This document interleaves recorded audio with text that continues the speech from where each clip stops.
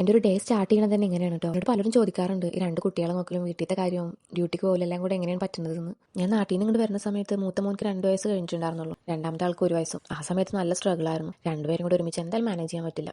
ആ ടൈമിൽ പിന്നെ ഞാൻ ജോലിയൊന്നും നോക്കിയിരുന്നില്ല. പിന്നെ ഒരു വർഷത്തിന് ശേഷമാണ് പിന്നെ ഞാൻ ജോലിക്ക് പോകാൻ തുടങ്ങിയത്. ആദ്യമൊക്കെ കുട്ടികളെ ഒറ്റയ്ക്കാക്കിയിട്ട് പോകുമ്പോൾ ഭയങ്കര ബുദ്ധിമുട്ടായിരുന്നു. ഇപ്പോൾ അവർക്കത് ഇഷ്ടമാണ്.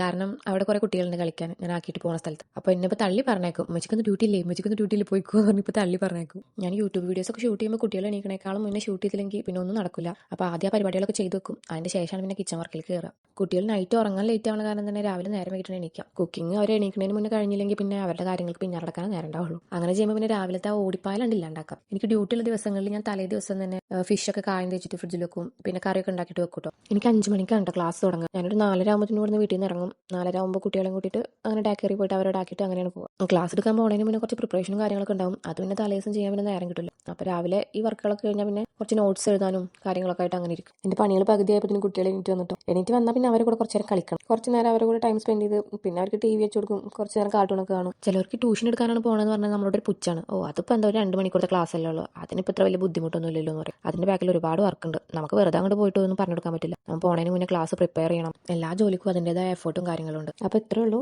ഒരു ചെറിയ വ്ളോഗാണ്. പിന്നെ കൂടുതൽ വീഡിയോസും കാര്യങ്ങളൊക്കെ വേണമെന്നുണ്ടെങ്കിൽ ചാനൽ ഒന്ന് സബ്സ്ക്രൈബ് ചെയ്യുക. അപ്പോൾ ഇനി അടുത്ത വീഡിയോ ആയിട്ട് വരാം.